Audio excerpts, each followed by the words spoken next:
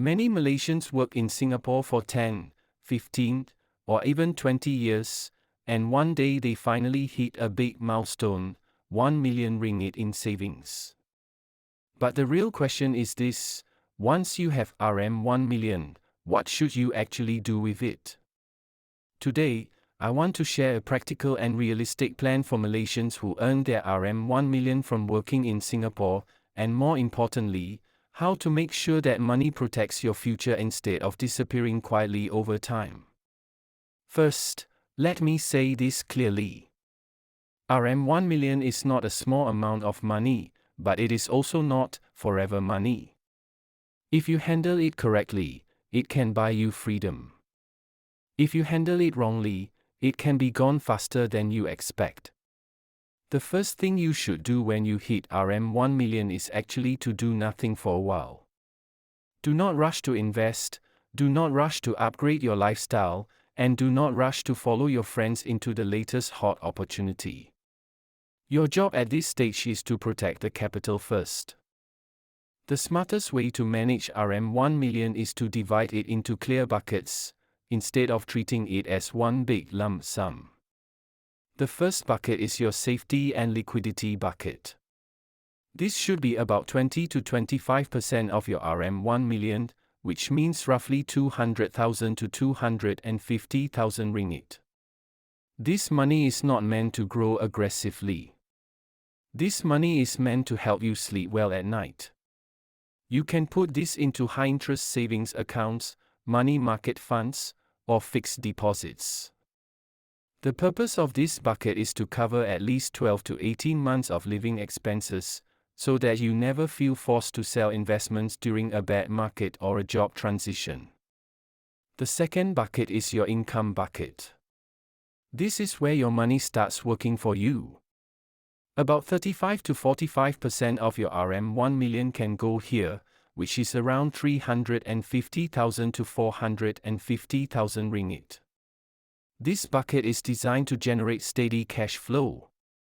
You can use instruments like REITs, dividend-paying stocks, dividend ETFs, or bond funds. The realistic goal here is to generate about 4 to 6% per year, which translates to roughly 14,000 to 25,000 ringgit a year in passive income. That is about 1 to 2,000 ringgit per month. This income may not replace your salary completely, but psychologically, it is very powerful because your money has started to pay you. The third bucket is your growth bucket. This should be about 20 to 30% of your RM1 million, or roughly 200 to 300,000 ringgit. This money is meant for long-term growth over 10 to 20 years.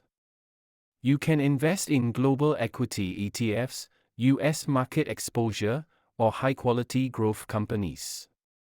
The key rule here is simple. This is long-term money, and you do not touch it when the market is volatile.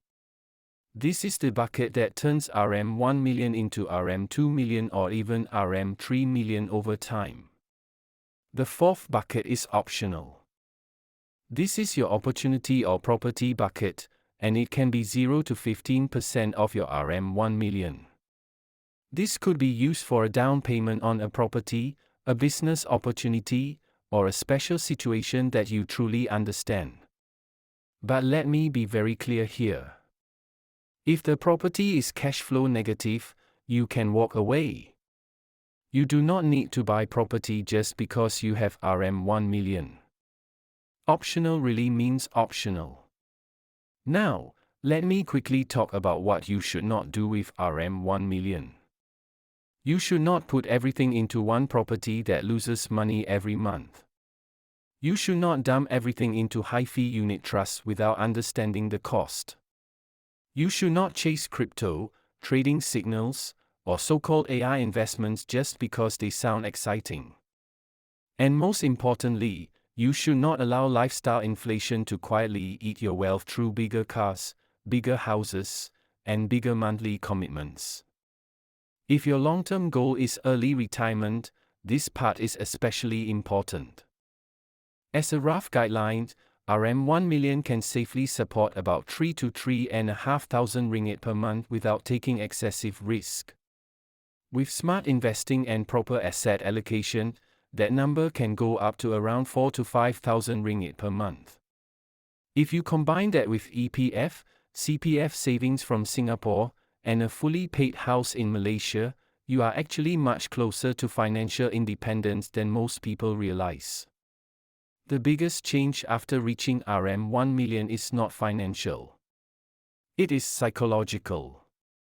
When you work in Singapore, you are trained to save aggressively, delay gratification, and maximize currency advantage. But after you reach RM1 million, you must shift your thinking.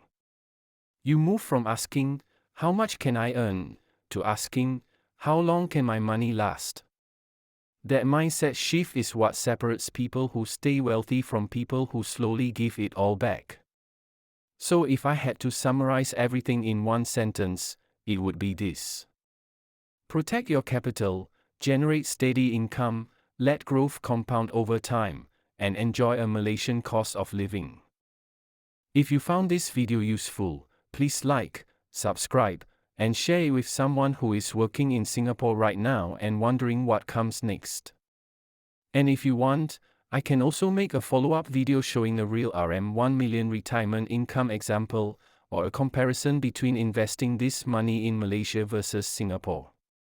Thank you for watching, and I'll see you in the next video.